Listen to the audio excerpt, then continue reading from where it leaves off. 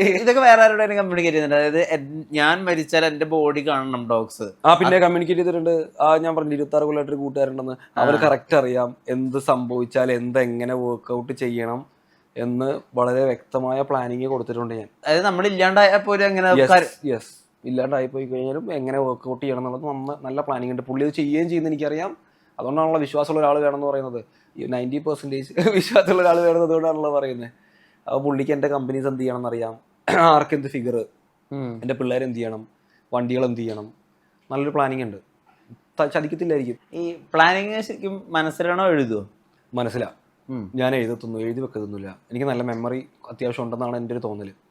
അതായത് എനിക്ക് ഓർത്ത് വെക്കാനൊക്കെ പറ്റും. നമ്പേഴ്സ് ആയാലും ഫിഗേഴ്സ് ആയാലും. ഫസ്റ്റ് ഇൻവോയ്സ് തൊട്ടുള്ള എനിക്ക് അതൊക്കെ ഓർമ്മയുണ്ട്. അതായത് ബിസിനസ് ചെയ്ത് സ്റ്റാർട്ട് ചെയ്ത് ഫസ്റ്റ് ഇൻവോയ്സ് ഫിഗറും ഇൻവോയ്സ് നമ്പർ വരെ എനിക്ക് ഓർമ്മയാണ്. അത് പറയാൻ പറ്റുമോ? പറയത്തില്ല. അത് പറഞ്ഞു കഴിഞ്ഞാൽ ഫിഗർ ഓർത്തു പോകും. ഫിഗർ എന്തിനാ നമ്മൾ ഓർത്ത് പറയുന്നത്?